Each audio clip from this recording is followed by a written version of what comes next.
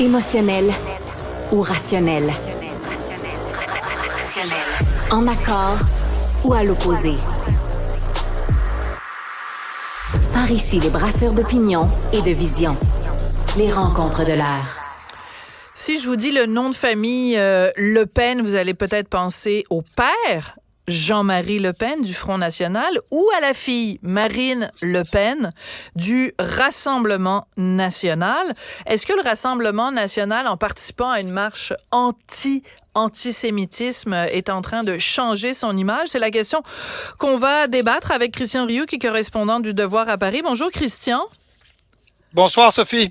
C'était très émouvant de voir des images. Je pense qu'il y avait plus de 100 000 personnes à Paris, 180 000 partout en France qui manifestaient dimanche contre l'antisémitisme.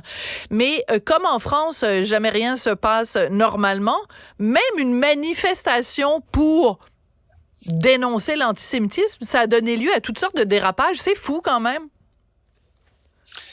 Oui, il y a eu des dérapages, évidemment. Il y a eu des polémiques, mais bon, en France, vous savez, il y a toujours des polémiques.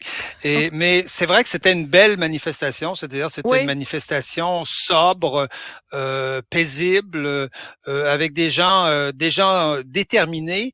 Et je vous dirais que dans cette manifestation, 105 000 personnes quand même, hein, presque 200 000 dans toute la France. Dans cette manifestation, il y a un événement qui n'a pas dit son nom. C'était la présence de Marine Le Pen dans la manifestation. C'est-à-dire que Marine Le Pen, patronne du Rassemblement national, a participé à la manifestation avec ses élus, a même été applaudie à quelques reprises, félicitée. Quelques jeunes ont essayé de lui crier des noms, mais ça a été extrêmement calme. Et Marine Le Pen a donc participé à cette manifestation comme si, quelque part, si de rien n'était.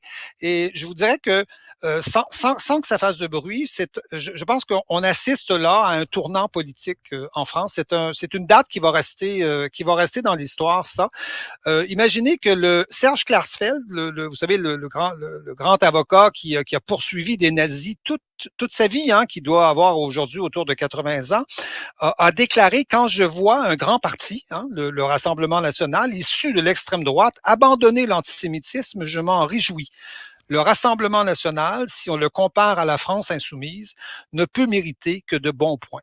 Oui, alors il faut spécifier que la France insoumise, c'est Mélenchon, c'est l'extrême gauche. Exactement. Et eux, ils ont refusé d'aller à cette même manifestation à cause justement de la présence de Marine Le Pen. Et c'est pour ça que c'est intéressant de se parler aujourd'hui, Christian, parce que c'est quand même incroyable. Parce que, donc, c'est une marche contre l'antisémitisme. Moi, je dis que tout le monde vienne. On va pas commencer à chipoter en disant... Alors, on reproche à des gens de manifester contre l'antisémitisme, mais au contraire, ça montre que c'est leurs opinions politiques maintenant. On va pas leur reprocher les opinions politiques du parti qui était là avant quand même. C'est ça, c'est ce parti-là que je comprends pas. Et c'est très important parce que vous vous rappelez des déclarations antisémites de Jean-Marie Le Pen, ça a fait le tour du monde, hein, du rafour crématoire, le détail de l'histoire pour les chambres à gaz, c'était l'horreur. Hein. C'était nauséabond.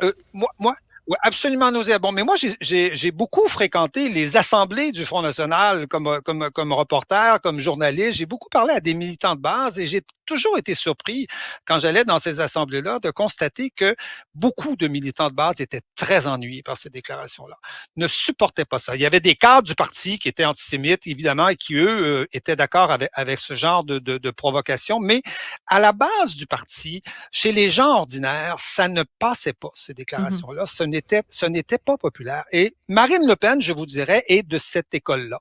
A toujours été de cette école-là, c'est-à-dire elle a toujours été en désaccord avec son père sur ces questions-là. Et c'est pour ça qu'elle s'en est dissociée. C'est pour ça qu'elle s'en est dissociée. Et quand elle est arrivée à la tête du parti en 2012, elle a systématiquement fait des pas. Elle a exclu des gens du parti qui étaient des antisémites notoires, historiques.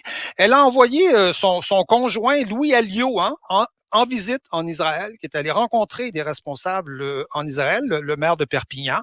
Elle a rencontré l'ambassadeur d'Israël à l'ONU, avec qui elle a eu des discussions et quand elle fait en plus, elle a exclu son père du parti. C'est énorme. Elle a exclu le fondateur du Front national. Elle l'a littéralement exclu du parti. Et le 9 octobre dernier, la première manifestation qu'il y a eu pour déplorer le pogrom qui s'était déroulé le 7, eh bien, les élus du Front national étaient là et ils étaient même applaudis par les militants juifs qui étaient là. Et donc, alors que ceux de la France insoumise ont été hués de Jean-Luc Mélenchon en pleine. Ouais. D'accord. Et voilà. Donc on est en train d'assister, je pense, à un véritable changement. Et c'est sur cette question-là que ça se focalise. Je pense que pour les Français, peut-être pas encore pour toute la classe politique et peut-être pas pour tous les médias, mais pour les Français, je pense que le Rassemblement national est en train de devenir, et à peu près devenu, un parti qu'on pourrait qualifier normal, c'est-à-dire un parti qui est dans ce qu'on appelle en France, vous savez, le cercle républicain, c'est-à-dire qui fait partie des partis normaux et des options politiques normales. Et je dirais, fait détail intéressant, Édouard Philippe qui prétend à la succession d'Emmanuel, l'ancien premier ministre, qui prétend à la succession d'Emmanuel Macron, l'a dit il y a quelques jours, lui-même. Imaginez, on en est rendu là. Évidemment, Jean-Luc Mélenchon ne dira jamais ça. Évidemment, les socialistes ne diront jamais ça parce qu'ils, quelque part, ils vivent sur cette réputation du Front national. Ça fait 25 ans qu'en France, ces gens-là se font élire en disant ne votez pas pour moi, votez contre elle. Vous voyez, voilà, c'est ça, voter contre, exactement. Voilà. Mais de toute façon, ils sont complètement... On vote pas pour personne, on vote contre quelqu'un, et ça risque de ne plus être possible bientôt, parce que ce parti est en train de changer, de se transformer. Vous savez, quand il y a 45... Moi, je fréquente la politique depuis assez longtemps pour savoir que quand il y a 2% de la population qui vote pour vous, vous pouvez être un parti extrémiste, mais quand il y a 42% de la population qui vote pour vous, c'est difficile d'être un parti extrémiste, d'être un parti ultra radical. Il faut quand même répondre un peu aux besoins de vos électeurs. Voilà. Espérons que ce soit vraiment sincère. Par contre, merci beaucoup, Christian Rioux. À demain. C'est moi qui vous remercie. Au revoir. À bientôt.